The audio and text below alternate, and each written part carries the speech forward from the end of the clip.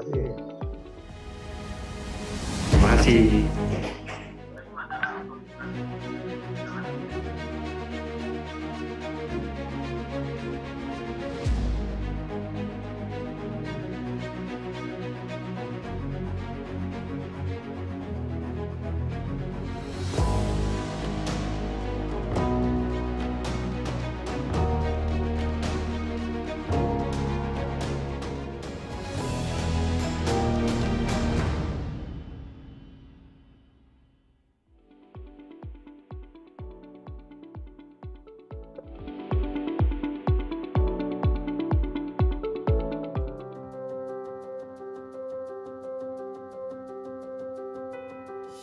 Penggunaan dana BOS untuk tahun 2020 itu menggunakan aplikasi Arkasnya ya dari dinas langsung. Jadi untuk pelaksanaannya, untuk pembayarannya juga alhamdulillah lancar. Kalau untuk offline ya mungkin untuk penyediaan barang dan jasanya mungkin agak lama kali ya, karena kita mencari dari toko dan sebagainya. Kalau untuk online ya melalui Siplah dan sebagainya, itu kita untuk penerimaan barangnya itu agak cepat karena kita melalui aplikasi Siplah itu. Di sekolah kami di SMP Negeri 3 Sepatan pernah melakukan pembelanjaan barang, salah satunya itu buku sekolah elektronik. Kita hanya pertama kita cari dulu keywordnya, kemudian ketemulah salah satu CV, prosesnya sangat cepat, kita hanya melakukan pemesanan, terus kemudian barang dikirim, kita transfer uangnya, transaksi selesai. Kualitas barang yang kita terima sesuai dengan pesanan yang kita pernah ajukan. Transaksi online dengan menggunakan Siplah untuk sekolah itu lebih aman. Oh ya, sangat terbantu dengan Siplah, apalagi dengan sistem sekarang untuk pelaporannya dengan menggunakan Arkas, dan kemudian BKU juga, kita memang untuk pembelanjaannya kan jadi sifatnya non tunai, kita transfer, jadi untuk pembukuannya pun lebih gampang lah, pokoknya lebih gampang. Dengan Siplah untuk misalkan manipulasi barang fiktif itu kayak mungkin saya pikir nggak mungkin ya Pak ya. Kami dari SMP 2 Sepatan akan mendukung aplikasi Siplah karena menghindari pembelian fiktif atau pengeluaran-pengeluaran yang memang tidak diperlukan. Siplah memang sip. Siplah memang sip. Siplah memang sip.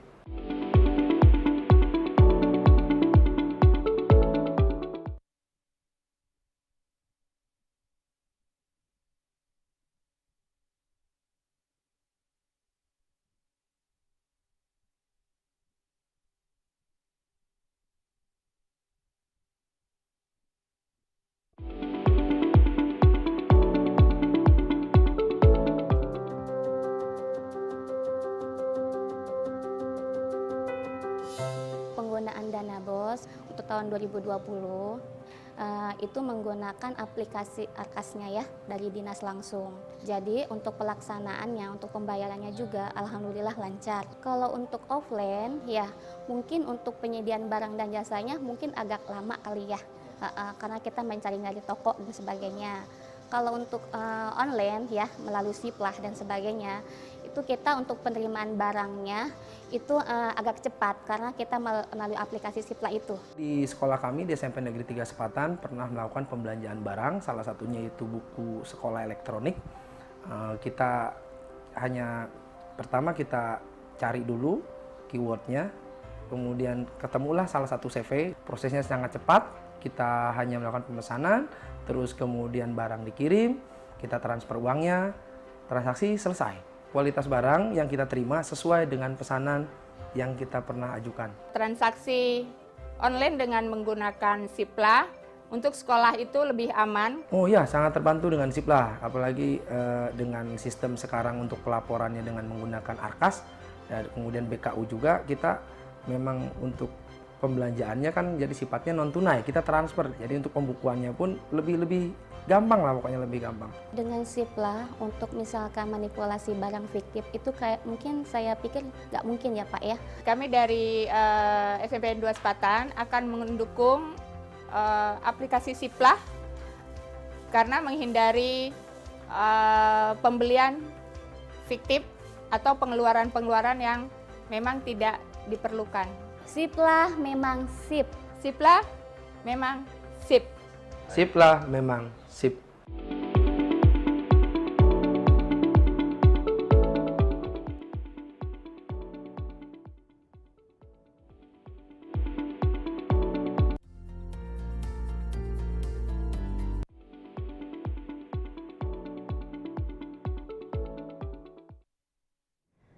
Assalamualaikum warahmatullahi wabarakatuh. Salam sejahtera dan juga selamat pagi kembali lagi bersama dengan kami Bapak dan juga Ibu dimanapun Anda berada. Senang sekali rasanya saya Ina Novita masih bersama dengan Anda dalam rangkaian acara talk show daring sosialisasi Sipla 2020.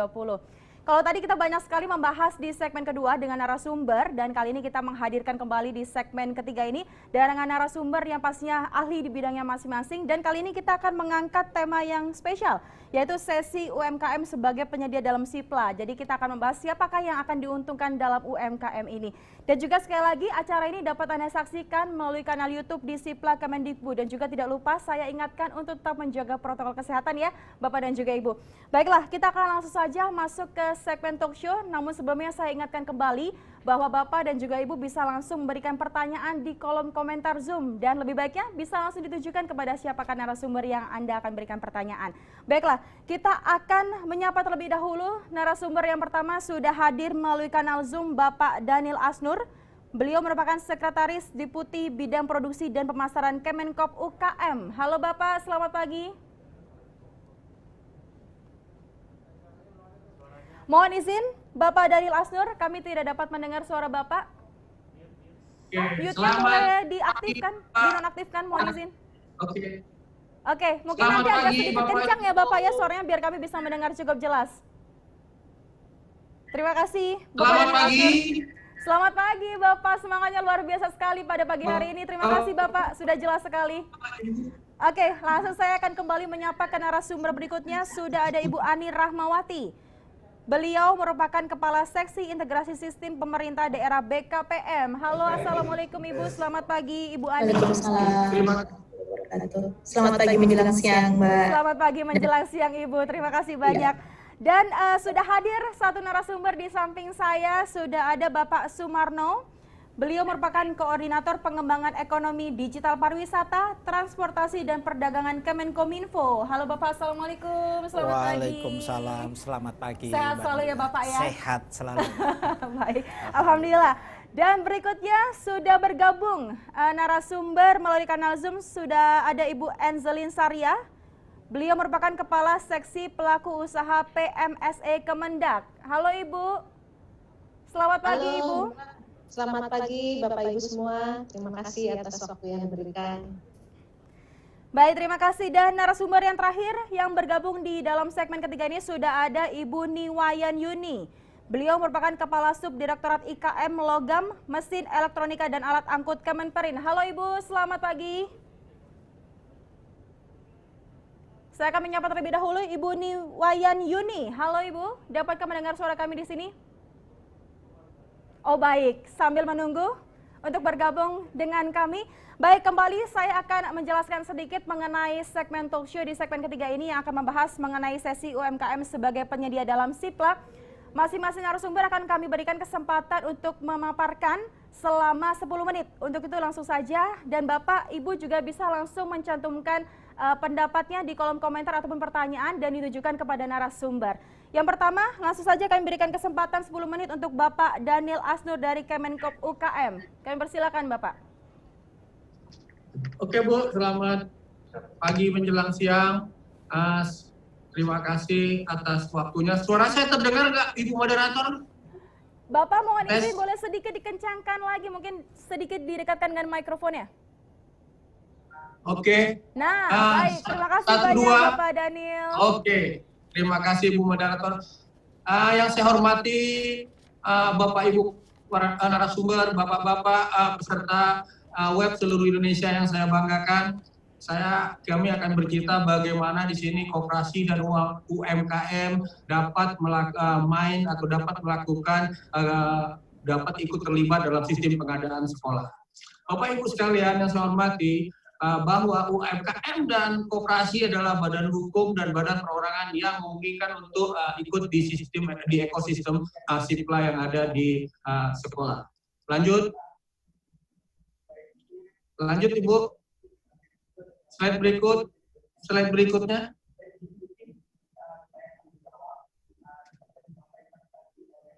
Oke, kalau kita slide berikutnya, Bu Moderator. Baik, halo. izin sesaat lagi Bapak. Oke. Kami akan segera kalau kita lihat dari kondisi UMKM kita, 99% usaha pelaku di negeri ini adalah usaha kecil menengah dan koperasi. Kemudian kita pada tahun ini akan oke, ini slide ketiga, slide kedua. Pada tahun ini kita berharap ada 2 juta UMKM yang akan masuk dalam ekosistem digital, Bapak Ibu sekalian. Dengan total yang sudah ada adalah 88 juta. Artinya, kalau UMKM sudah mulai masuk di ekosistem digital, mereka mau tidak mau, mereka sudah dapat melakukan yang namanya elektronik pengadaan. Artinya, UMKM dan koperasi bisa masuk di dalam ekosistem SIPLA. Itu memungkinkan untuk kita lakukan sekarang. Jadinya, di negeri kita ini ada kurang lebih hampir 10 juta lebih untuk tahun ini yang bisa main di elektronik digital. Lanjut.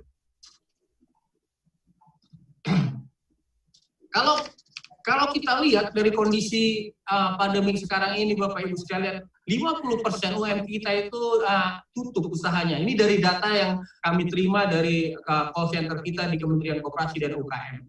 Jadinya karena tidak ada permintaan, maka bahan bakunya juga tidak akan dibeli. Kemudian ada pengurangan tenaga kerja, dan semuanya itu adalah risiko, semua itu adalah efek dari COVID-19 yang dirasakan oleh usaha kecil, menengah, dan koperasi. Tapi ada harapan di sini bahwa ada pasar yang akan kita bisa main atau kita bisa ikuti. Yang pertama adalah pasar bagaimana usaha kecil ikut terlibat dalam ekosistem SIPLA ini, Bapak Ibu sekalian. Usaha kecil dan koperasi bisa masuk di SIPLA ini. Artinya pengadaan sekolah bisa penyediaannya dilakukan oleh usaha kecil, menengah, dan koperasi. Yang kemudian adalah ada satu lagi lapangan atau pasar yang bisa kita rayu usaha kecil, menengah, dan koperasi adalah pasar belanja barang pemerintah. Saya akan cerita mengenai pasar apa yang bisa kita raih untuk di SIPLA ini. Slide berikutnya. Kalau kita lihat dari gambar ini, Bapak Ibu sekalian, ada 27 triliun potensi nilai paket pengadaan SIPLA dari 400 ribuan kesatuan pendidikan yang ada sekarang. Existing sekarang baru 5 triliun yang dilakukan. Artinya ada peluang untuk kami koperasi dan usaha kecil menengah untuk mengambil ini. Kalau kita lihat di SIPLA itu sudah dibagi, ada pengadaan di bawah 10 juta, ada pengadaan di bawah 10 dan 50 juta, ada pengadaan yang di atas 200 juta. Itu adalah potensi-potensi yang bisa kami lakukan, yang bisa diambil oleh usaha kecil menengah untuk main di SIPLA ini. Artinya usaha kecil menengah yang sudah go digital bisa masuk dalam ekosistem SIPLA. Bagaimana caranya? Tentu koperasi dan usaha kecil menengah ini bisa ditunjuk oleh penyedia untuk melakukan pengadaan barang oleh pemerintah. Kita kementerian dan dinas-dinas berharap bahwa semua usaha kecil menengah yang sudah digital dan sudah masuk ekosistem ini bisa kita mengadakan pendampingan dan pelatihan, dan sekaligus untuk merekomendasikan mereka masuk ke dalam SIPLA. Ini adalah peluang bagi usaha kecil menengah di masa COVID bisa main dan ikut dalam pengadaan barang sekolah yang dilakukan oleh produk UKM. Koperasi banyak yang bisa masuk di sini, Bapak Ibu sekalian. Koperasi pengrajin, koperasi furniture, koperasi perkakas. Itulah koperasi-koperasi yang membuat atau melakukan produksi untuk yang kita bisa ambil. Contohnya koperasi furniture, itu bangku-bangku sekolah itu dilakukan oleh koperasi, dan itu bisa masuk di sini. Oke, lanjut. Kalau kita lihat dari SIPLA, itu penyedia dan itu mempunyai persyaratan. Yang pertama perorangan. Perorangan itu UMKM, oke masuk di sini. Kemudian badan usaha koperasi. Jadinya UKM dan badan usaha koperasi koperasi bisa main di Sipla. Badan usaha koperasi dan terpercaya, koperasi ini memiliki kedekatan dengan satuan didik. Begitu juga dengan usaha kecil menengah. Bagaimana kita bisa mengangkat ekonomi suatu daerah di suatu kabupaten agar UKM dan koperasi di daerah tersebut bisa masuk dalam ekosistem Sipla. Artinya sekolah tidak usah jauh-jauh mengambil barang. Mungkin dari UKM-UKM yang ada di sekitarnya Bapak Ibu sekalian. Itu sangat menguntungkan kita dan akan mengembangkan ekonomi di daerah kita masing-masing. Jadinya memungkinkan koperasi dan UKM main di Sipla ini. Kalau dari syarat-syarat yang ada di Sipla. Lanjut Bapak Ibu sekalian. Lanjut. Oke.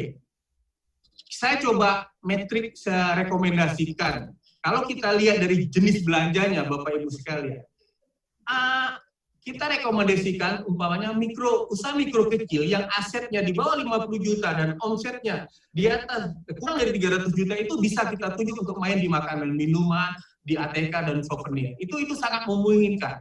Kalau di Sipla itu ada paket di atas 10 juta sampai dengan 50 juta, itu usaha kecil dan menengah bisa kita lakukan main di situ. Karena usaha kecil menengah itu omsetnya adalah 300 juta sampai 2,5 M dan 50 juta sampai asetnya 50 juta sampai 500 juta.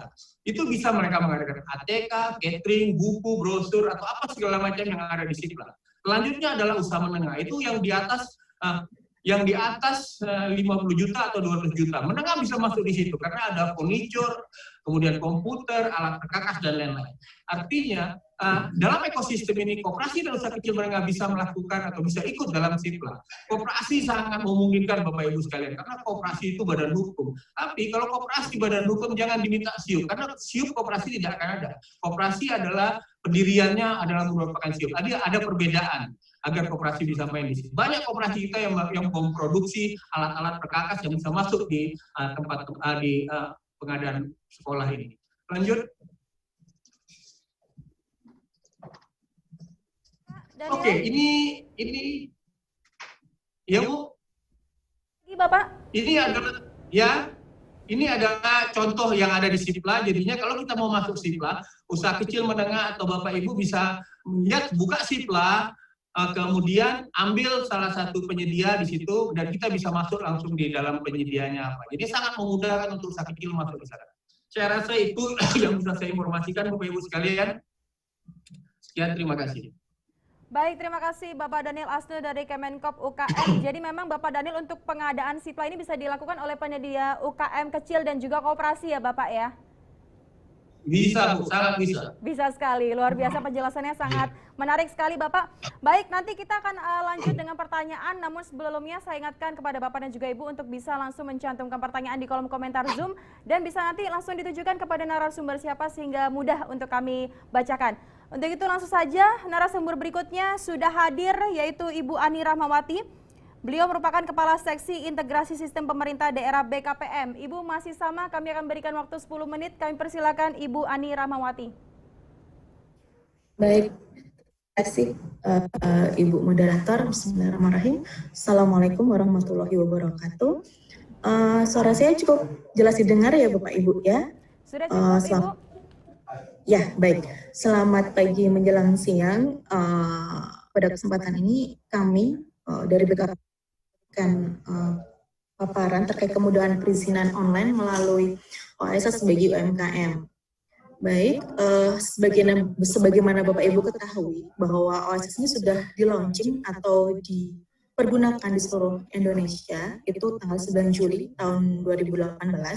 Mudah-mudahan Bapak Ibu para pelaku usaha juga sudah familiar terkait sistem OSS ini yang pasti.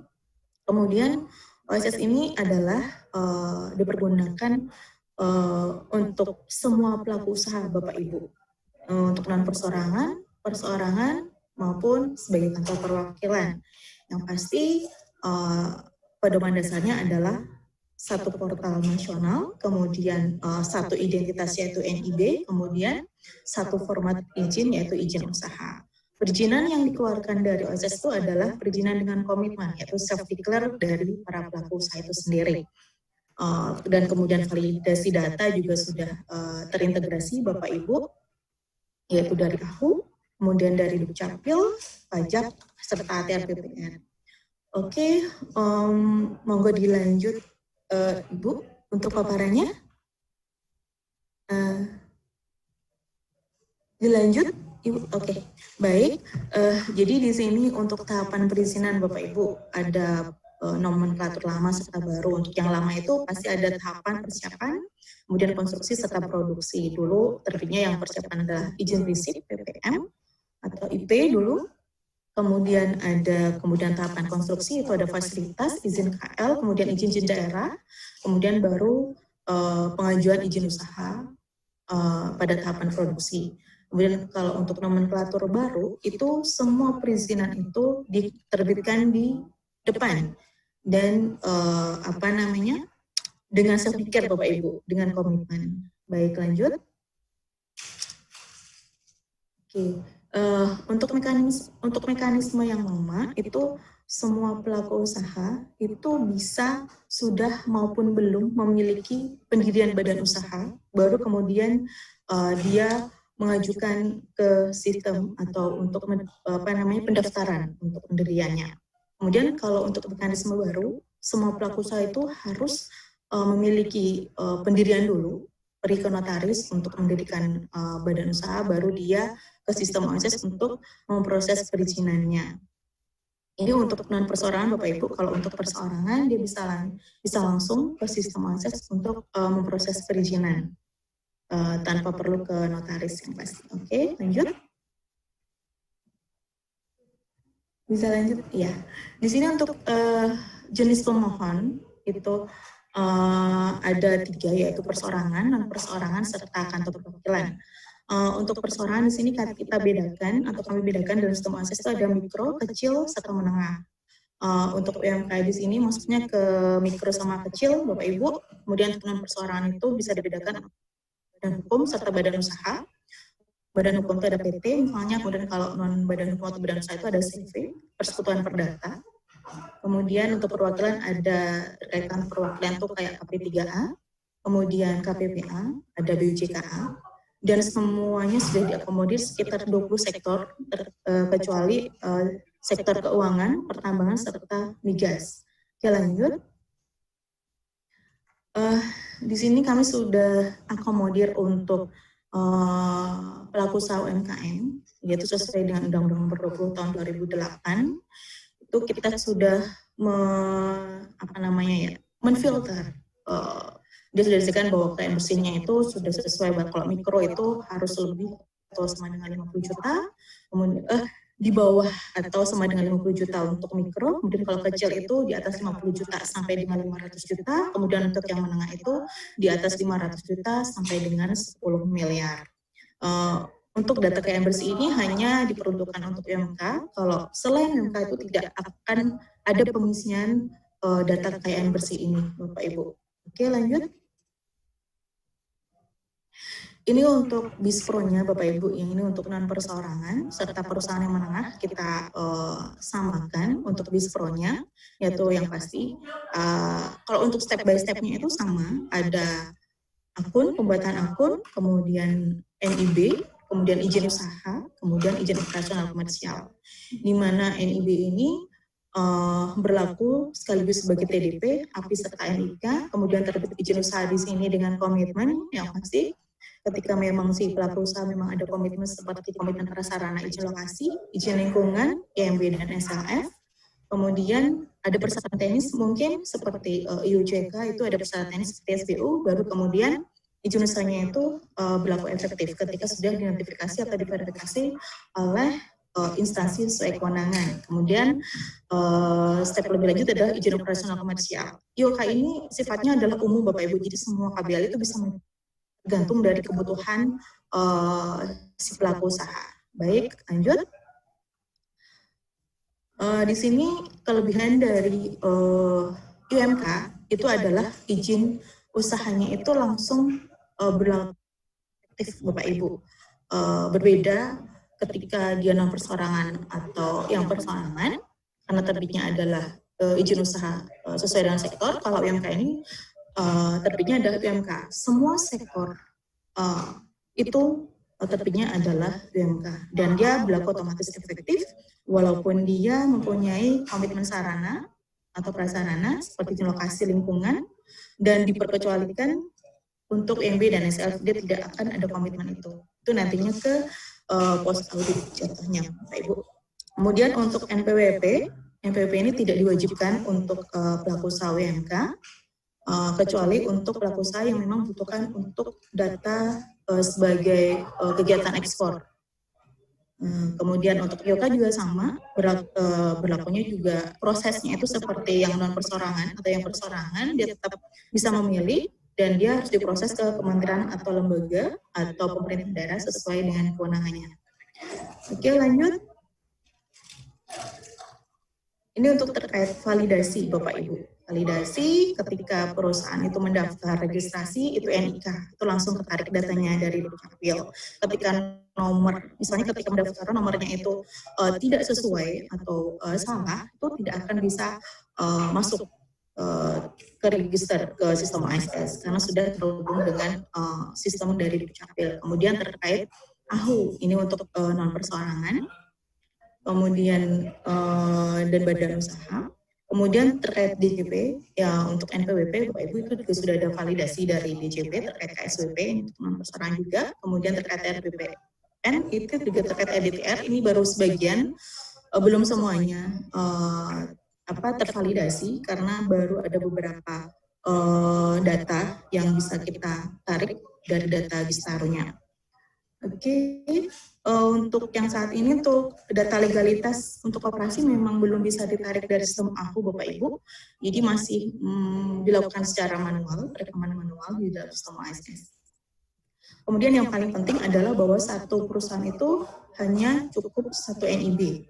Dalam satu NIB itu bisa mencakup beberapa KBLI, sepanjang KBLI-nya itu tidak single purpose Bapak Ibu. Jadi harus dipastikan dulu KBLI-nya itu single purpose atau tidak. Kalau misalnya dia single purpose hanya boleh satu dalam satu NIB. Kemudian terbitnya adalah sesuai sektor masing-masing dari KBLI dimaksud. Misalnya kalau jasa perdagangan dia akan sektornya ke Kemendak atau sektor perdagangan. Izin usahanya adalah surat izin usaha perdagangan. Ini dikecualikan untuk UMK ya Bapak Ibu ya. Kalau UMK itu KBL-nya bisa banyak, tapi terbit izin usahanya ya UMK saja. Dia tidak mengikuti sektornya, gitu Bapak Ibu. Oke, lanjut. Lagi waktunya. Ini seperti yang sudah disampaikan di depan tadi. Oke, lanjut. Ibu Ani, kami persilakan. Ya, Ibu. 1 menit lagi waktunya. Oh ya. Baik, ini sudah mau selesai, Bu. Ya. Baik, ini sudah tadi untuk yang UMK itu tadi hanya satu saja UMK, tidak ada sektornya, semuanya sama untuk izin usahanya. Untuk KBL-nya bisa beberapa Bapak Ibu, sepanjang tidak single purpose. Oke, lanjut. Nah, ini untuk tata caranya bisa dilihat Bapak Ibu. Kalau memang ada kebingungan misalnya, bisa dilihat di sini tata cara registrasi bagaimana. Terus step by step dari proses dari NIB untuk non persorangan itu bagaimana di situ juga sudah ada, ataupun dari instansi seperti DPM PTSP itu juga sudah bisa membantu Bapak Ibu untuk pelaku usaha UMK untuk pengisian atau pemrosesan izin usaha mikro kecil itu tadi. Begitu mungkin yang bisa kami sampaikan, mudah-mudahan bermanfaat. Terima kasih. Wassalamualaikum warahmatullahi wabarakatuh. Waalaikumsalam warahmatullahi wabarakatuh. Terima kasih Ibu Ani dari BKPM. Jadi Bapak dan juga Ibu untuk perizinan memang ini sudah ada beberapa ketentuan berdasarkan komitmen. Dan Ibu Ani untuk OSS sudah bisa digunakan dan juga sudah bisa diakses ya Ibu Ani? Betul, betul. Baik. Dan berikutnya sebelum kita menuju ke paparan narasumber berikutnya, saya ingin menyapa terlebih dahulu sudah bergabung kembali bersama dengan kami Ibu Niwayan Yuni. Beliau merupakan Kepala Subdirektorat IKM Logam Mesin Elektronika dan Alat Angkut Kemenperin. Halo Ibu, selamat pagi menjelang siang Ibu Niwayan Yuni. Apa kabar Ibu? Baik, sudah bergabung ya Ibu dengan kami? Selamat pagi Mbak. Terima kasih, selamat pagi Bapak Ibu sekalian. Iya, dan juga Bapak Bahri sudah turut bergabung. Saya akan menyapa terlebih dahulu. Halo Bapak Bahri, dari Kemendak. Selamat pagi Mbak. Halo Bapak, selamat bergabung. Baik, dan berikutnya kita akan lanjut lagi ke narasumber yang sudah hadir di samping saya, yaitu Bapak Sumarno. Beliau merupakan Koordinator Pengembangan Ekonomi Digital Pariwisata, Transportasi, dan Perdagangan Kemenkominfo. Untuk itu kami persilakan, kami berikan waktu selama 10 menit. Terima kasih Mbak Novita. Assalamualaikum warahmatullahi wabarakatuh. Selamat pagi, salam sejahtera untuk kita semua. Yang saya hormati Bapak Ibu, mudah-mudahan Bapak Ibu dalam keadaan sehat walafiat semua. Pada kesempatan ini kami mengucapkan terima kasih karena telah diundang pada acara sosialisasi aplikasi Siplah.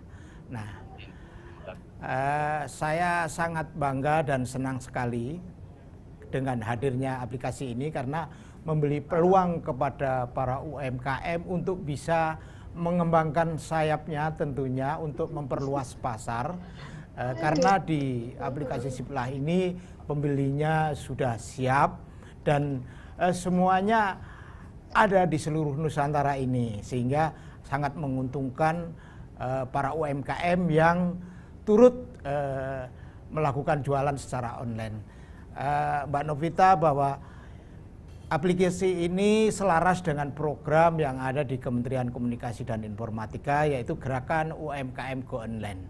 Nah, pada program Gerakan UMKM Go Online ini ada tahapannya, yaitu onboarding, active selling, skill up, dan go internasional. Nah, bentuk kegiatannya seperti apa? Bentuk kegiatannya antara lain ada roadshow, kita turun ke daerah-daerah memberikan pemahaman arti pentingnya jualan secara online. Karena perlu diketahui Bapak Ibu, jualan secara online ini memberi manfaat yang besar.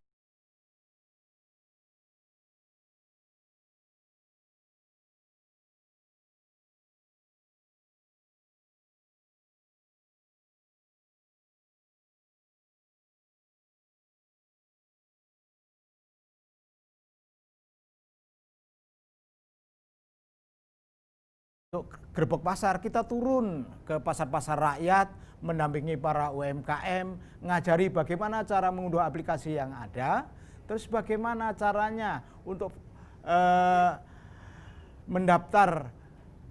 mendaftarkan tokonya ke marketplace yang ada, sehingga melalui kegiatan tersebut atau setelah mendaftarkan tokonya, secara langsung para UMKM untuk bisa jualan secara online. Kami juga mengajak para UMKM ketika Ramadan tiba dalam bentuk program Ramadan Express. Jadi Bapak Ibu yang suka jualan kuliner bisa menyiapkan produknya untuk dalam rangka mempersiapkan bagi para umat Islam yang sedang menjalankan ibadah puasa untuk bisa menikmati hidangan yang Ibu sediakan, tentunya secara pesan melalui online. Nah, ketika ini bisa dilakukan, maka keuntungan ada di dua belah pihak. Daripada para UMKM tidak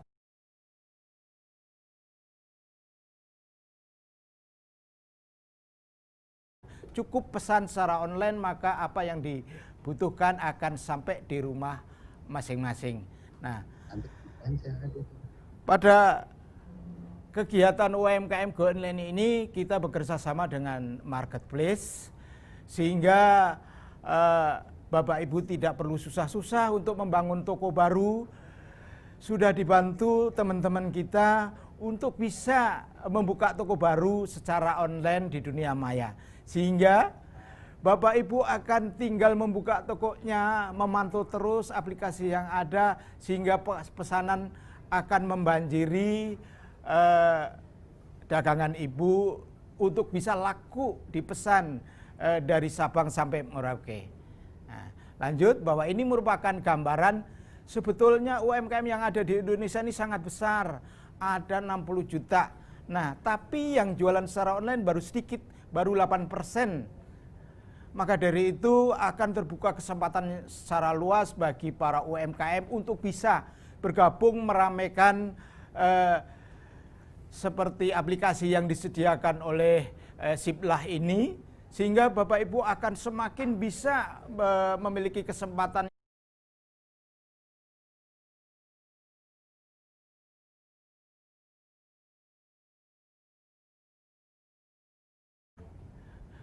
sebelumnya, Pak. Sebelumnya? Ya, sebelumnya. Baik. Dalam rangka kita untuk mendorong para UMKM untuk bisa berjualan secara online, maka kami akan melakukan pendampingan, pelatihan secara terus-menerus sehingga para UMKM untuk bisa mengasah keterampilannya bagaimana untuk bisa memanfaatkan smartphone yang dimilikinya, untuk bisa melakukan transaksi secara online ketika ada pesanan dari para pembeli secara online juga tentunya. Nah, bersama Marketplace kita akan juga melakukan pelatihan-pelatihan secara online, khususnya di tahun ini ketika terjadi pandemi COVID-19, kita tidak bisa turun ke daerah-daerah untuk melakukan pendampingan secara offline, kita lakukan pendampingan secara online. Terus kita lakukan sehingga informasi baru terkait dengan perkembangan teknologi ini akan bisa diterima atau bisa dipelajari Bapak Ibu tentunya dengan panduan-panduan mengikuti kegiatan pelatihan secara online. Lanjut. Bapak Ibu yang saya hormati, tentunya tidak mudah kita mengajak UMKM untuk go digital. Ada kendala di berbagai daerah, tentunya daerah pelosok, pedalaman, terkait dengan sinyal. Nah, tapi pada akhir-akhir ini sudah banyak mengalami kemajuan karena Kementerian Komunikasi dan Informatika terus melakukan pembangunan infrastruktur seperti pembangunan palaparing, penanaman fiber optik di bawah laut yang bisa menghubungkan kota-kota besar di seluruh Indonesia dan kabupaten yang ada, sehingga para UMKM yang tersebar di seluruh Nusantara ini untuk bisa terus melakukan transaksi berjualan secara online. Nah, lanjut Pak. Lanjut. Bagaimana untuk bisa membantu dan mendukung terus para UMKM yang ada? Kami sangat berharap bahwa sinergi antar kementerian lembaga agar terus dipertahankan, terus bekerja sama. Jangan lelah dan jangan berhenti kita untuk terus mendampingi para UMKM yang ada.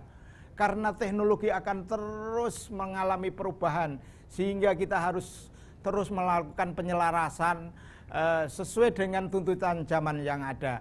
Sehingga para UMKM tidak hanya sebatas jualan online, namun bisa kita ajari bagaimana untuk bisa mengetahui dengan menggunakan smart assistant, para UMKM bisa mengetahui berapa jumlah stok yang ada di gudang, berapa jumlah barang-barang yang sudah laku, dan kira-kira barang-barang yang paling digemari oleh para konsumen itu seperti apa saja. Sehingga para UMKM terus bisa menyediakan barang-barang sesuai dengan kebutuhan masyarakat. Lanjut Pak. Terus. Nah, ke depan kami akan melakukan penyusunan kajian UMKM naik kelas. Kita akan memetakan antara UMKM yang mikro dan kecil, karena berikutnya kami akan terus melakukan pendampingan kepada UMKM untuk bisa naik kelas di tahun 2021. Bagaimana caranya? Tentunya untuk terus mengajak para UMKM untuk melakukan transformasi digital atau adopsi teknologi. Dengan demikian, maka para UMKM akan mendapatkan ilmu-ilmu baru, menyesuaikan perkembangan zaman. Tentunya dari kementerian dan lembaga yang lain juga akan mengetahui bagaimana potensi yang ada saat ini yang berada kepada Bapak Ibu. Apabila Bapak Ibu akan kesulitan modal, nah ada kementerian, lembaga yang bisa membantu, akan bisa membantu permodalan Bapak Ibu. misalnya ada perbankan, mereka akan turut membantu bagaimana agar Bapak Ibu untuk bisa meningkatkan permodalan sehingga usaha Bapak Ibu akan semakin meningkat. Selain itu, iya, Kominfo akan menyediakan toolkit, yaitu membantu para UMKM selain untuk pelatihan secara online, juga membagikan pulsa atau paket data sehingga para UMKM untuk terus melakukan transaksi secara digital. Transformasi digital akan bisa dilakukan Bapak Ibu, terutama bagi para UMKM yang belum melakukan onboarding atau berjualan secara online. Selain itu, Direktorat Jenderal Aplikasi Informatika pada tanggal 16 Juli juga sudah melakukan launching terkait dengan aplikasi Laku UMKM. Di sini membantu para UMKM untuk mendaftarkan ke aplikasi yang ada. Kalau biasanya Bapak Ibu satu mendaftarkan kepada misalnya marketplace A, satu lagi mendaftarkan ke marketplace B. Nah, melalui aplikasi UMKM ini, Laku UMKM ini, Bapak Ibu sekali mendaftar maka akan dibantu untuk bisa mendaftarkan ke semua marketplace yang ada di Indonesia. Kami sangat berharap Bapak Ibu untuk terus berjuang, terus bangun, terus bangkit untuk bisa berjualan secara online. Karena peluangnya sangat besar untuk bisa mengembangkan progres atau perusahaan Ibu semuanya. Saya kira ini, terima kasih yang bisa kami sampaikan. Kalau ada kurang dan lebihnya kami mohon untuk dibukakan pintu maaf yang sebesar-besarnya. Akhirul salam, wassalamualaikum warahmatullahi wabarakatuh. Waalaikumsalam warahmatullahi wabarakatuh. Ini menarik sekali Bapak Sumarno tadi sempat dibahas bahwa memang Kemenkominfo ini punya satu program gerakan. Jadi mengajak UMKM yang berjualan offline Bapak dan juga Ibu untuk mulai sekarang bisa berjualan secara go online. Bahkan sudah mengedukasi hingga ke daerah-daerah dan juga adanya pelatihan untuk memanfaatkan transaksi secara online ya Bapak. Jadi biar bisa lebih berkembang lagi ke depannya. Baik, untuk itu langsung saja kita beralih ke narasumber berikutnya. Sudah ada Bapak Bahri dari perwakilan dari Kemendak. Bapak kembali kami berikan waktu 10 menit dan juga Bapak dan juga Ibu yang ingin memberikan pertanyaan kami persilakan untuk menampilkan di kolom komentar dari Zoom. Untuk itu langsung saja Bapak Bahri perwakilan dari Kemendak untuk bisa memberikan paparan selama 10 menit. Halo Bapak Bahri. Bapak Bahri, selamat siang Bapak. Bisa mendengar suara saya cukup jelas? Halo Bapak Bahri. Mohon izin, rupanya Bapak Bahri tidak dapat hadir, melainkan Ibu Enzelin Sariah. Ibu Enzelin Sariah sudah bergabung dengan kami. Halo Ibu Enzelin Sariah, Kepala Seksi Pelaku Usaha PMSE dari Kemendak. Ibu kembali, kami akan berikan waktu 10 menit untuk memberikan paparan. Terima kasih Ibu. Selamat siang Mbak, terima kasih atas waktunya. Mohon izin paparannya bisa ditayangkan. Sesaat lagi akan kami tampilkan Ibu.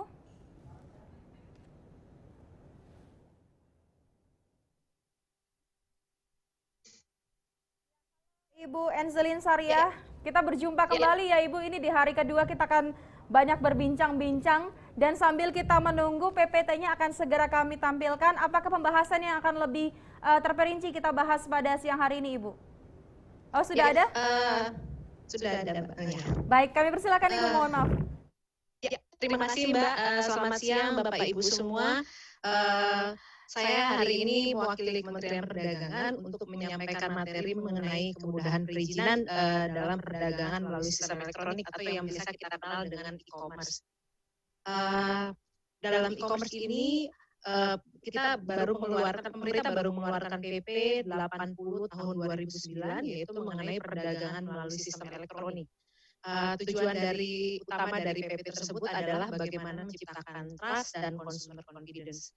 Kenapa tujuan utama ini? Karena kita menyadari bahwa ketika konsumen merasa aman dan nyaman bertransaksi dalam transaksi online, dengan sendirinya e-commerce tersebut juga akan mengalami pertumbuhan. Nah, selain untuk menciptakan consumer trust dan consumer confidence ini, juga tujuan lainnya adalah memberikan kepastian dan perlindungan hukum, memberikan perlindungan terhadap kepentingan nasional, memberikan equal playing field pada semua pihak yang terlibat dalam transaksi e-commerce ini, kemudian memberikan kesempatan berusaha yang sama bagi semua pihak. Di dalam pelaku usaha di dalam perdagangan melalui sistem elektronik ini, di dalam PP kita klasifikasikan menjadi 3, yaitu ada pedagang atau merchant, kemudian ada PPMSE, yaitu penyelenggara perdagangan melalui sistem elektronik, atau mungkin yang biasa kita kenal adalah penyedia sarananya ini seperti Tokopedia, Blibli. Jadi yang menyediakan sarana untuk pedagang, kemudian PSP, penyedia sarana perantara yang menyediakan sarana komunikasi elektronik untuk mendukung terjadinya transaksi elektronik ini. Jadi bagi Bapak Ibu, kalau kita melihat Siplah ini, mungkin kalau bagi platform-platform yang bekerja sama untuk mensuplai, menyediakan sarana berdagang online, ini kita sebut sebagai PPMSE. Kemudian bagi Bapak Ibu yang mensuplai produk yang berjualan di para platform yang bekerja sama di Siplah ini dikategorikan sebagai pedagang. Kemudian PSP ini sendiri nanti ada semacam search engine yang untuk mendukung kegiatan aktivitas e-commerce. Kemudian slide berikutnya. Ini tadi tujuan utama dari PP Perdagangan melalui Sistem Elektronik, yaitu menciptakan ekosistem PMSE yang aman dan nyaman bagi konsumen. Intinya dari pengaturan PP 80 ini adalah bagaimana pelaku usaha ini bisa menyampaikan data dan informasi yang lengkap dan benar kepada konsumen. Jadi pelaku usaha ini wajib menyampaikan 4 informasi utama secara lengkap dan benar, yaitu mengenai siapa pelaku usahanya, kemudian apa spesifikasi produk yang diperdagangkan, kemudian bagaimana mekanisme pembayaran dan mekanisme pengiriman. Jadi bagi Bapak Ibu yang nanti ingin bergabung ke Siplah, berikanlah informasi data dan yang lengkap dan benar dan sedetail mungkin mengenai tadi identitas Bapak Ibu, identitas usaha Bapak Ibu, kemudian produk yang diperdagangkan, serta mekanisme pembayaran dan pengirimannya.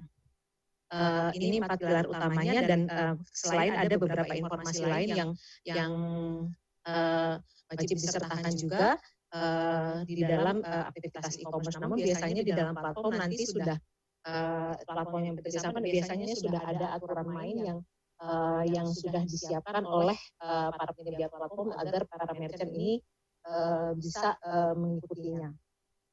Next slide berikutnya. Oke. Untuk PP 80 ini untuk lebih mendetailkan poin-poin pengaturan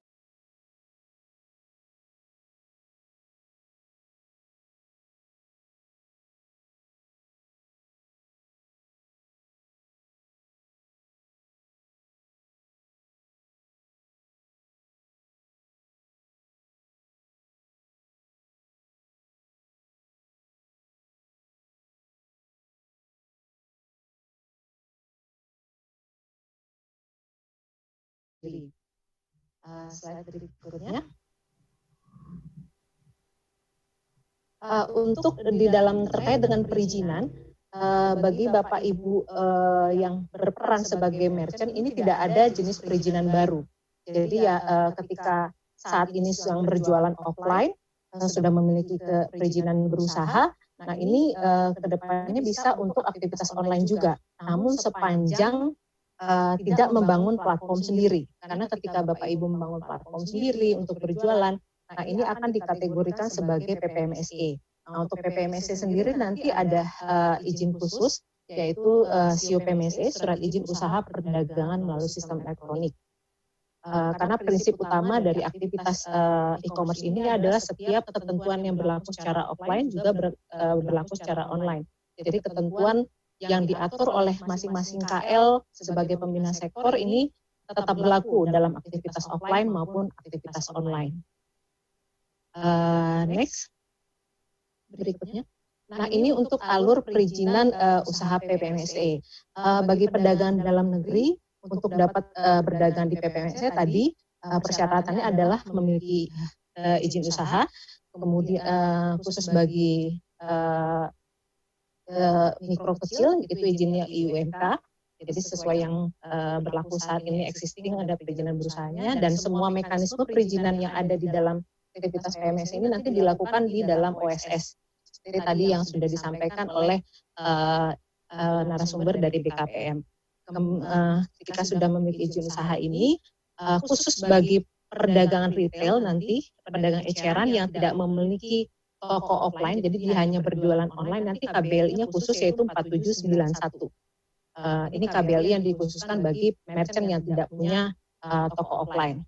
Nah, untuk pedagang luar negeri nanti bisa berdagang di PPMSE ini dengan syarat menyampaikan informasi-informasi terkait izin usahanya, nama instansi penerbit izinnya ini kepada PPMSE di mana dia beraktivitas. Jadi PPMSE pedagang-pedagang luar negeri ini bisa berjualan di mana, di sana dia menyampaikan identitas dirinya. Slide berikutnya. Nah, untuk alur perizinan bagi PSP dan PPMSE ini nanti ada izin khusus yang seperti yang sudah disampaikan sebelumnya, yaitu adalah CUPMSE.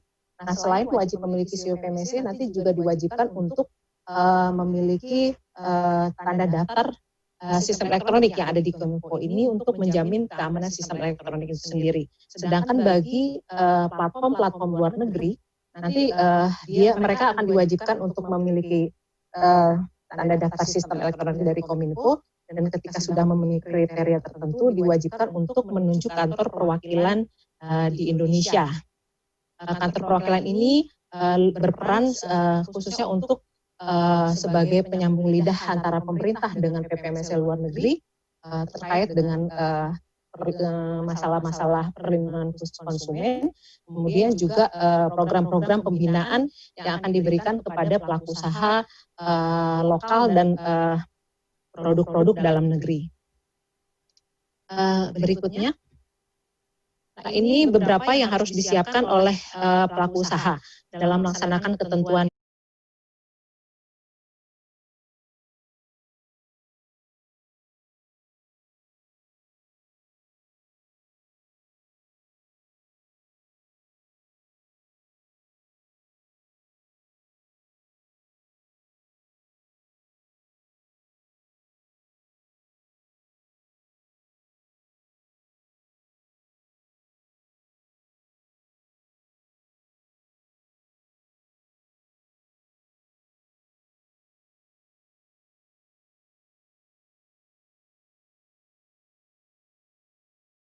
kemudian juga menyediakan fasilitas penyimpanan data dan layanan pengaduan konsumen, serta melakukan pelaporan secara rutin kepada BPS. Nanti BPS inilah yang akan mendistribusikan data dan informasi kepada terkait dengan perkembangan e-commerce kepada KL-KL yang membutuhkan. Nah, sedangkan untuk para pedagang sendiri atau merchant, ini kewajibannya adalah memiliki izin usaha sesuai dengan bidang usaha dijalankan dan memastikan barang yang diperdagangkan, barang dan jasa yang diperdagangkan ini tidak bertentangan dengan ketentuan perundang-undangan yang ada. Ini kewajiban pelaku usaha dalam negeri dan waktunya akan segera habis. Ya, baik Mbak. Ini kewajiban pelaku usaha dalam negeri dan luar negeri hampir sama dengan tambahan tadi bagi PPMSE dan PSP yang sudah memenuhi kriteria wajib memiliki menunjuk kantor perwakilan yang ada di dalam negeri. Bagi pedagangnya juga sama, tetap harus ketika berdagang produk barang dan jasanya tetap harus memenuhi ketentuan perundang-undangan yang ada. Mungkin itu Mbak, terima kasih atas waktunya. Baik, terima kasih Ibu Angelin, tadi sudah dijelaskan bagi Bapak dan juga Ibu selaku pelaku usaha. Harap menyampaikan data yang lengkap ya Ibu dan juga memberikan informasi yang benar kepada konsumen mulai dari mekanisme pembayaran hingga pengiriman. Baiklah, dan kita akan lanjut lagi ke narasumber yang terakhir pada siang hari ini sudah bergabung dengan kami yaitu Ibu Ni Wayanyuni. Beliau merupakan Kepala Subdirektorat IKM, Logam, Mesin, Elektronika, dan Alat Angkut Kemenperin. Baik, kita langsung saja menuju ke Ibu Ni Wayanyuni. Ibu, kami berikan waktu selama 10 menit untuk memberikan paparan. Kami persilakan Ibu. Terima kasih MC. Selamat siang Bapak Ibu sekalian. Assalamualaikum warahmatullahi wabarakatuh.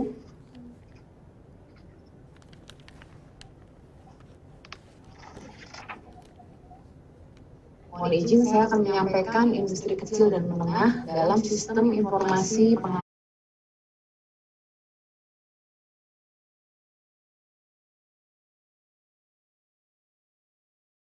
untuk industri kecil dan menengah.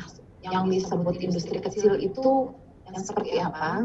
Industri kecil ini untuk yang tenaga kerjanya sampai dengan 19 orang dan nilai investasi sampai dengan 1 miliar. Kemudian industri menengah ini untuk yang tenaga kerja 20 sampai 99 dengan nilai investasi maksimal 15 miliar. Kami di Direktorat Jenderal IKMA ini melakukan program untuk penguatan daya saing IKM, baik itu melalui akses pembiayaan, yaitu KUR, maupun literasi fintech. Di sini untuk e-payment, seperti dengan Dana, GoPay, OVO, ya. Kemudian juga akses sumber bahan baku dan penolong, ini utamanya melalui pendirian material center untuk mengakomodasi pembelian bahan baku dengan harga yang terjangkau dan kualitas yang terstandar. Kemudian kerjasama dengan logistik. Selanjutnya melakukan juga fasilitasi teknologi dan sarana prasarana produksi, peningkatan kualitas produk dan keahlian SDM, dan peningkatan pasar. Terkait dengan program penumbuhan daya usaha baru, ini kami melakukan terhadap yang akan melakukan usaha, yaitu basic program, melalui fasilitasi keahlian, ini capacity building, kemudian startup kapital berupa mesin peralatan, dan juga fasilitasi perizinan. Selanjutnya untuk akselerator program, ini untuk yang sudah memulai merintis usaha dan menjalankan usaha melalui inkubator bisnis, yaitu Bali Kreatif Industri.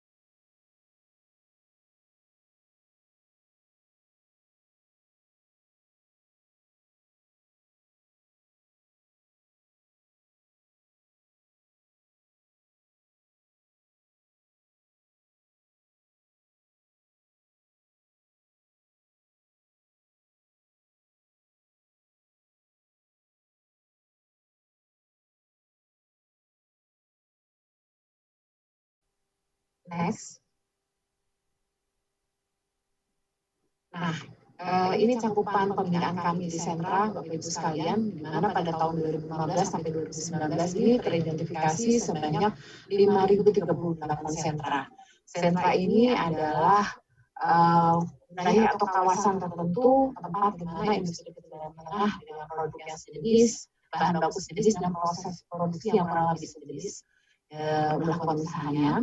Kita melakukan pembinaan dalam bentuk bimbingan teknis, kemudian fasilitasi bahan baku, kemudian juga bantuan dan sosialisasi standarisasi, pendampingan tenaga ahli, maupun pembinaan dengan tenaga penduduk lapangan, dan Next.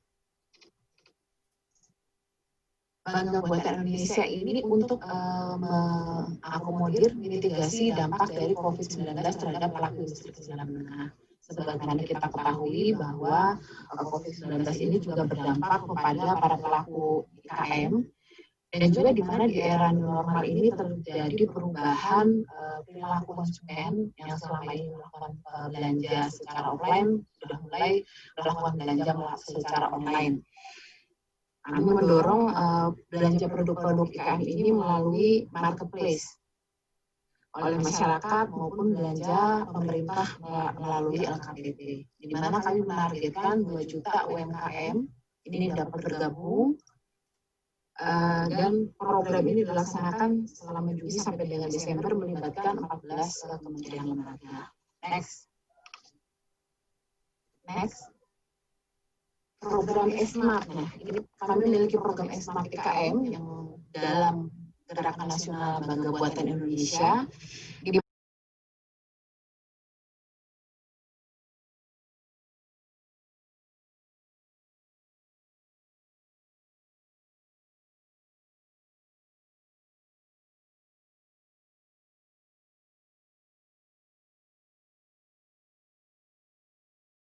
Yang bergabung dalam Smart IKM. Next. Nah, Bapak Ibu sekalian, ini dapat mengakses produk-produk IKM binaan kami pada katalog online www.smartikm.id. Nah, ini katalog online ini terhubung langsung dengan marketplace maupun sosial media serta WhatsApp yang dimanfaatkan oleh pelaku IKM yang bersangkutan. Next. Untuk menjaga konsistensi mutu dan juga pelayanan daripada IKM dalam e-commerce, ini kita juga menyiapkan sustainability program melalui pendampingan, kemudian bimbingan teknis, tune up ini untuk meningkatkan kualitas dan kapasitas produksi, kemudian scale up melalui fasilitasi ke akun-akun premium e-commerce maupun go global dan masuk ke jaringan retail yang besar. Next.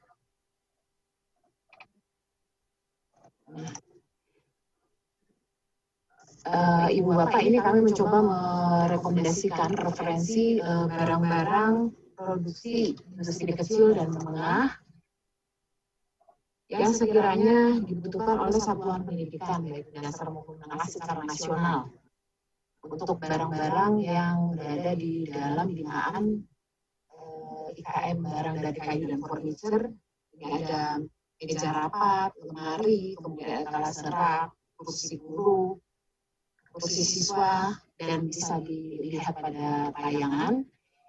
Untuk IKM-IKM yang memproduksi produk ini bisa diakses tadi di www.smart.ikm.id, dan juga di sini kami menghimbau juga Bapak Ibu sekalian pelaku IKM dan juga dinas di daerah yang memiliki IKM binaan yang produksi produk-produk tersebut mungkin bisa bergabung di SIPLAH sebagai penyedia. Next. Nah, ini untuk produk kerajinan dan industri aneka, ada alat tulis, kemudian peralatan sekolah, peralatan olahraga, alat ukur waktu, dan alat edukasi. Next. Next. Ini masih yang dengan kerajinan dan industri aneka, ada peralatan gambar, peralatan rumah tangga, mainan anak, alat musik.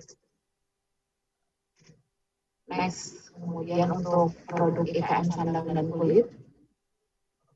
Next. Selanjutnya untuk yang kimia, ada bahan bangunan. Ini ada produknya sabun mandi, sabun cuci tangan, deterjen, cairan pembersih, parfum, alkohol, dan sebagainya. Next. Untuk produk-produk elektronika, ini juga ada juga IKM yang memproduksi. Next.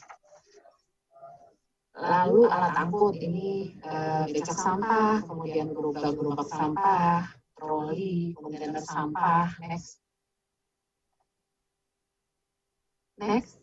Kemudian ini untuk produk yang terkait logam dan mesin.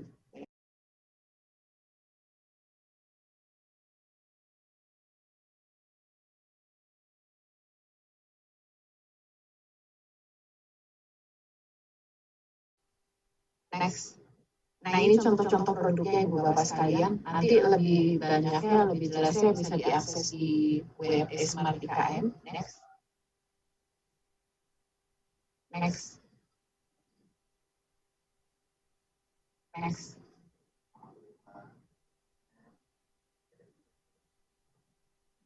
Next. Next. Ini untuk mungkin demikian yang dapat saya sampaikan.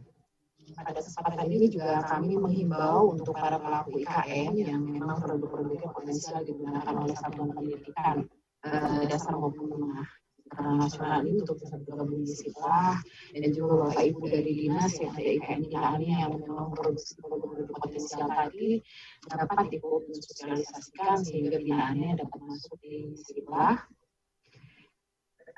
Terima kasih. Saya kembalikan kepada moderator. Ibu Niwayan, ini ada satu hal yang menarik yang tadi sempat dibahas oleh Ibu mengenai Startup for Industry. Ini memang diarahkan untuk menyelesaikan permasalahan di industri kecil dan juga menengah, Bapak dan juga Ibu. Baik, dan rupanya saya akan segera menuju ke sesi question and answer. Sudah ada beberapa pertanyaan dari Bapak dan juga Ibu dan sudah langsung ditujukan oleh masing-masing narasumber. Dan saya akan menuju terlebih dahulu ke pertanyaan untuk Kemendak, yaitu untuk Ibu Enzelin. Ibu Enzelin masih bergabung dengan kami, Ibu? Ibu Enselin, ini sudah ada satu pertanyaan untuk Ibu Enselin dari perwakilan dari Kemendak. Pertanyaannya adalah apakah belanja dana BOS melalui Siplah tidak menyalahi regulasi persaingan di dunia usaha? Bagaimana Ibu? Bagaimana maaf Pak? Tadi pertanyaannya boleh Baik, diulang? saya akan ulangi kembali ini pertanyaan untuk Ibu Enselin perwakilan dari Kemendak. Ada satu pertanyaan Ibu. Apakah belanja dana BOS melalui Siplah tidak menyalahi regulasi persaingan di dunia usaha? Bagaimana Ibu? Iya, terima kasih. Untuk persaingan usaha ini sendiri, saya rasa tidak menyalahi ya, karena sudah ada aturan regulasinya sendiri mengenai Siplah ini, yaitu diatur oleh Kementerian Pendidikan dan juga sudah bekerja sama dengan LKPP. Dan tadi tetap tetap masing-masing pelaku usaha ketika misalnya bergabung dengan salah satu platform yang bekerja sama untuk mensuplai kebutuhan pengadaan di satuan pendidikan ini kan tetap ada tidak langsung ditunjuk gitu. Jadi tetap ada konsumen atau satuan pendidikan tetap bisa memilih tadi harga-harga, bisa membandingkan harga antara yang satu dengan yang lainnya. Jadi saya rasa tidak bertentangan dengan persaingan usaha dan hampir semua pelaku usaha bisa ikut join di dalam Siplah ini pada prinsipnya. Baik. Terima kasih. Baik, terima kasih Ibu Enselin untuk penjelasannya. Dan kita akan menuju lagi pertanyaan berikutnya. Ini sudah ada pertanyaan untuk Bapak Sumarno, Bapak dari Kemenkominfo. Ini pertanyaannya adalah, Bapak, belum semua daerah ini memiliki akses internet baik. Lalu apakah ada solusi Bapak dari Kemenkominfo? Ya, perlu kita sampaikan bahwa terkait dengan proyek pembangunan Palaparing yang menghubungkan antara kabupaten dan kota seluruh Indonesia ini sebetulnya mempunyai konektivitas internet yang sangat tinggi. Nah, sekarang lagi ada proses nanti bulan Desember satelit Satria itu akan diluncurkan yang bisa membantu untuk pemakaian internet dengan sinyal yang sangat tinggi, sehingga acara yang biasanya muter-muter lemot-lemot kemungkinan akan bisa teratasi dengan konektivitas yang tinggi ini, sehingga Bapak Ibu akan menggunakan aplikasi akan bisa berjalan dengan baik. Baik, terima kasih Bapak Sumarno. Dan ini ada lagi satu pertanyaan ditujukan untuk Bapak Daniel dari Kemenkop UKM. Bapak Daniel sudah bergabung dengan kami di sini, Bapak? Ya. Bapak, ini kebetulan langsung ada dua pertanyaan untuk Bapak ini. Saya akan menuju dengan pertanyaan pertama terlebih dahulu ya Bapak. Ini ada usul dan juga pertanyaan untuk Bapak Daniel Ansur. Sebaiknya harga di Siplah sudah termasuk ongkir dan pajak, itu usulannya. Lantas sehingga sekolah tidak dibuat ribet lagi dalam pelaporan. Nah, kira-kira Bapak itu bisa atau tidak hal itu diterapkan? Kalau saya kira mengenai koperasi itu dari sistem itu, Bu. Sistemnya kalau memungkinkan tidak ada ongkir, sih oke.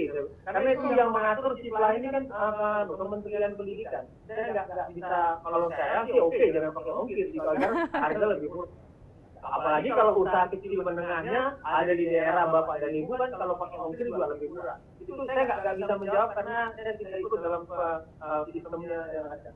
Tapi kalau menurut saya kalau usaha kecil menengah ya ongkirnya tidak harus.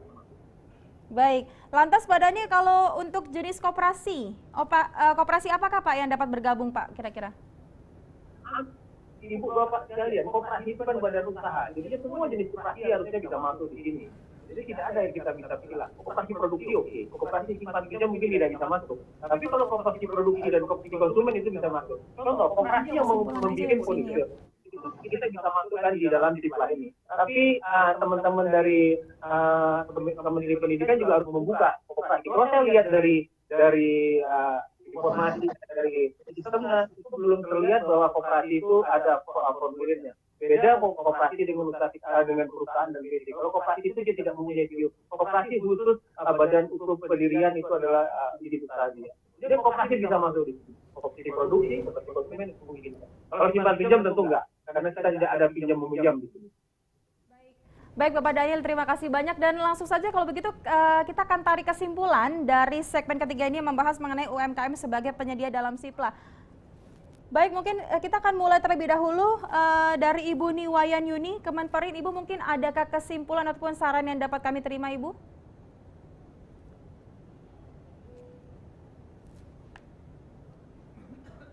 Baik, kami persilakan Ibu, mungkinkah ada kesimpulan yang dapat kami terima, Ibu? Ibu Niwayan Yuni dari Kemenperin.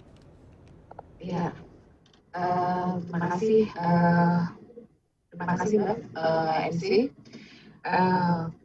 Intinya kami pada dasarnya kami di J5 Kemenperin ini menyambut baik dengan adanya aplikasi Siplah ini, sehingga IKM-IKM pada binaan kami ini bisa terhubung langsung dengan user utamanya di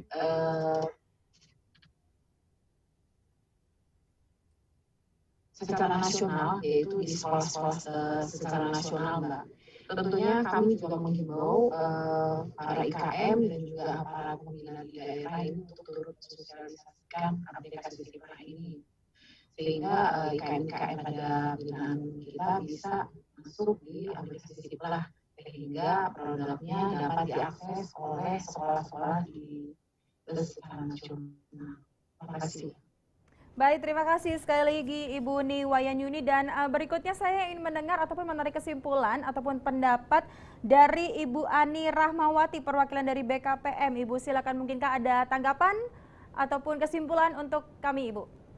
Iya, baik Ibu moderator. Jadi memang OSS ini disediakan untuk semua pelaku usaha, Bapak Ibu. Jadi monggo silakan yang memang belum ada atau belum familiar bisa datang mungkin ke DPM PTSP untuk bisa dibimbing untuk pemrosesan izin dimaksud, karena memang semua pelaku usaha itu wajib mempunyai NIB. Itu sih, karena NIB itu adalah sebagai identitas berusaha untuk semua pelaku usaha. Itu aja sih, Ibu. Baik, terima kasih banyak Ibu Ani Rahmawati. Dan berikutnya Bapak Daniel Asnur kembali bergabung dengan kami. Bapak, sedikit kesimpulan Bapak untuk kami. Terima kasih Bu Moderator, Bapak Ibu sekalian, para peserta. Ini adalah pasar, ini adalah peluang bagi usaha kecil, menengah, dan koperasi untuk meraihnya. Jadinya kami, Kementerian Koperasi, juga akan mensosialisasikan program ini ke jajaran di bawah kami, Bapak Ibu sekalian, agar koperasi dan usaha kecil menengah bisa masuk ke sini. Bagaimana caranya nanti kita akan lakukan sosialisasi. Jadi ini peluang dan besar, dan UKM harus masuk di sini. Karena siapa lagi kalau yang tidak membeli barang produk Indonesia kalau bukan kita. Karena ini peluang yang sangat bagus. Itu yang bisa saya sampaikan. Terima kasih. Baik, terima kasih. Dan selanjutnya sudah ada Bapak Sumarno, perwakilan dari Kemenkominfo. Bapak mungkin boleh sedikit nih Pak untuk kesimpulannya. Terima kasih Mbak Novia. Bapak Ibu para pelaku UMKM yang saya banggakan di seluruh tanah air, saya sangat berharap bahwa Bapak Ibu bisa mengikuti acara ini. Saya sangat berharap mari kita gunakan kesempatan yang baik untuk bisa mengembangkan usaha Bapak Ibu. Bagi yang belum onboarding, mari kita lakukan transformasi digital untuk jualan secara online. Bagi Bapak Ibu yang sementara ini belum aktif, mari kita aktif lagi, kita bangkit, kita manfaatkan aplikasi yang ada untuk bisa menunjang usaha Bapak Ibu untuk melakukan promosi secara luas. Bagi Bapak Ibu yang sudah dalam tataran aktif dan go online, mari kita bergabung di aplikasi Siplah ini untuk bisa meningkatkan produktivitas usaha Bapak Ibu. Saya yakin melalui aplikasi ini Bapak Ibu untuk bisa naik kelas ke depannya. Terima kasih. Baik, terima kasih Bapak Sumarno, semangat sekali ya. Jadi mengajaknya ayo mulai sekarang kita mulai bangkit lagi ya Bapak ya. Baik. Betul, terima kasih banyak Bapak Sumarno, dan berikutnya satu lagi narasumber yang memberikan kesimpulan, Ibu mohon izin, Ibu Enzelin Syariah. Ya, baik Mbak. Terima kasih. Mungkin sedikit kata penutup ini bagi Bapak Ibu semua pelaku usaha. Ayo Bapak Ibu, mari kita manfaatkan peluang Siplah ini, pengadaan pemerintah ini untuk bagi Bapak Ibu kesempatan untuk belajar berdagang online, karena di era digital ini untuk bisa memasarkan produk secara luas, untuk bisa mendapatkan pasar yang luas, kita harus bisa menyesuaikan diri dan memanfaatkan media-media perdagangan online yang ada untuk dapat bisa meningkatkan daya saing kita. Mungkin itu, dan bagi Bapak Ibu Kementerian Lembaga dan juga pemerintah daerah, mari kita dorong dan bantu pelaku usaha lokal kita untuk bisa memanfaatkan dan bisa go online di era digital saat ini. Terima kasih Mbak, terima kasih Bapak Ibu semua.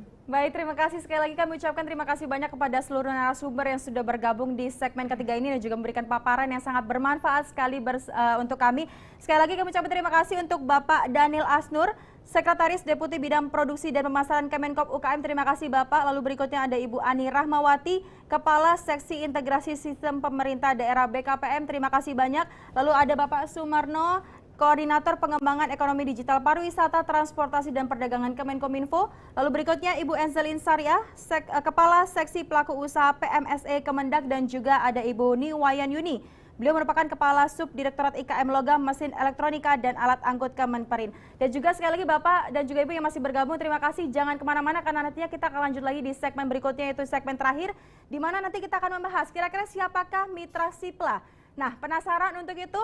Dan selain itu kami dapat disaksikan di kanal YouTube Siplah Kemendikbud.